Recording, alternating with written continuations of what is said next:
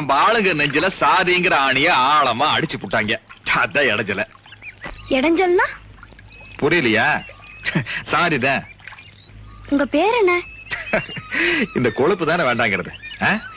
என் வீட்டு சோத்தை தின்னு புட்டு என் தோல்லையே சவாரி செஞ்சு புட்டு என் பேர என்னன்னு கேக்குற?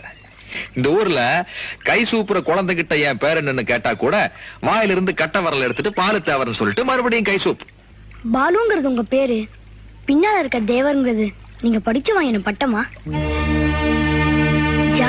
ஜாதி இல்லன்னு சொல்ற நீங்களே மூச்சுக்கு 300 தடவை பாலு தேவர் பரம்பரைன்னு சொல்லிட்டு இருக்கேளே.